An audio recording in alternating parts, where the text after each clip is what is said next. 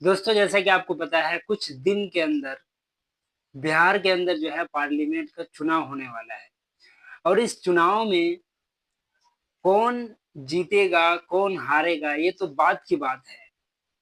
سب سے پہلے ہمیں یہ سوچنا ہوگا کہ ہم کس کو جتائیں گے، ہم کس کو ہرائیں گے، کیونکہ یہ ابھی ہمارے پاس موقع ہے۔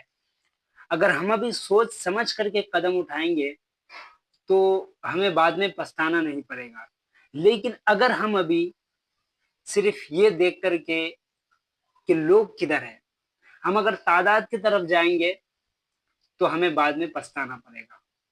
پہلے آپ اپنے دل سے پوچھئے کہ ہمارا جو دل ہے ہمیں کس طرف مائل کر رہا ہے۔ ہمیں جو ہے اپنے ایمان کو آپ دیکھیے کہ ہمارا جو ایمان ہے ہمیں کس طرف بلا رہا ہے، کس طرف جانے کے لیے کہہ رہا ہے۔ آپ اپنے دل سے پوچھئے، پھر فیصلہ کیجئے کہ ہمیں کس کو جتانا ہے، کس کو ہرانا ہے۔ یہ تو بات کی بات ہے۔ پہلے اپنے آپ کو دیکھیے کہ ہم کس کو چنیں گے تو ہمارے لیے بہتر ہوگا۔ حال ہی میں پرشانت کشور سے ایک مسلمان نے سوال کیا کہ آپ کو الیکشن جیتنے کے لیے مسلمانوں کا کتنا ساتھ چاہیے؟ تو پرشانت کشور نے کیا کہا پتہ ہے؟ میں آنے کے لیے مسلمانوں کی بالکل ضرورت نہیں ہے۔ آپ کے تو دین میں یہ بات بتائی گئی ہے کہ مسلمانوں کو حق کے ساتھ کھڑا ہونا۔ آپ کے دماغ میں ایک کے بات چل رہا ہے، بھاجپا کو کون ہرائے گا، کس کی تعداد زیادہ ہے۔ اگر تعداد کی چنتا کی گئی ہوتی تو اسلام کی تو شروعات ہی نہیں ہوتی میرے بھائی۔ جب آپ اپنے قوم کی بات نہیں مان رہے، پیغمبر صاحب کی بات نہیں مان رہے ہیں۔ ہمیں مسلمانوں کی تھوڑی سی بھی ضرورت نہیں ہے۔ پتہ ہے کیوں؟ اس نے کہا کہ مسلمان کو چاہیے کہ وہ حق کا ساتھ دے۔ مسلمان کو ان کا نبی نے بتایا ہے کہ وہ حق کا ساتھ دے، اور اس کا ساتھ دے جو ان کے لیے آواز اٹھاتا ہو، جو ان کے لیے لڑتا ہو۔ اور حق پر کون ہے، ناحق پر کون ہے، یہ ہمیں بخوبی پتہ ہے، ہم جانتے ہیں، لیکن ہمارا دل بھی یہ کہتا ہے کہ وہ حق پر ہے، لیکن اپنے دل کا نہیں سن کر کے ہم اپنے دماغ کا سنتے ہیں اور فیصلہ وہ کرتے ہیں جو جس طرف 10 آدمی چلتا ہے ہم اسی طرف چلتے ہیں۔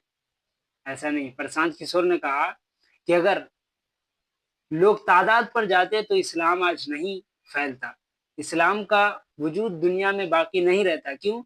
کیونکہ جب اسلام کی شروعات ہوئی تھی اس ٹائم 2 ہی آدمی تھے جو اسلام کے فیور میں تھے، باقی سب اسلام کے اپوزٹ تھے، اسلام کے دشمن تھے۔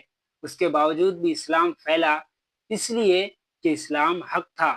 اگر آج ہم یہ سوچیں گے کہ جس طرف 10 آدمی چل رہا ہے وہ حق ہے، ہم اس طرف چلیں گے تو یہ پھر صحیح نہیں ہوگا۔ ہمیں یہ سوچنا ہوگا کہ حق کون ہے اور ناحق کون ہے۔ اگر حق کی طرف ایک ہی آدمی چل رہا ہے تو ہمیں اسی طرف چلنا چاہیے۔ تھوڑی مشکل آئے گی، تھوڑی کٹھنائی آئے گی، لیکن بعد میں پھر ہمیں آسانی بھی بہت ملے گی۔ اس لیے ہمیں یہ دیکھ کر کہ کسی کو نہیں چننا ہے کہ لوگ اس کے طرف جھکا ہوا ہے۔ ہاں بھلے ہی نہ جیتے، آپ ووٹ کیجئے، نہ جیتے، پھر بھی آپ کو افسوس نہیں کرنا ہے، کیونکہ آپ حق کے ساتھ ہیں۔ حق کبھی بھی جو ہے باطل سے اوپر ہو کر کے رہے گا، چاہے آج ہو، چاہے 5 سال بعد ہو، چاہے 10 سال بعد ہو۔ اب سب سے پہلے الیکشن سے پہلے آپ اپنے آپ کو جانچ کر دیکھیے، اپنے دل سے پوچھ کر دیکھیے کہ ہمارے لیے کون بہتر ہے، ہمارے جو اسٹیٹ ہے اس کے لیے کون بہتر ہے، کس کو ہم چنیں گے تو ہمیں بھی فائدہ ہوگا، ہمارے آنے والے نسلوں کو بھی فائدہ ہوگا۔ آپ ایسے آدمی کو دیکھ کر کے اپنا جو ہے ادھیکار کو اس کے سپرد کیجیے۔ Thank you.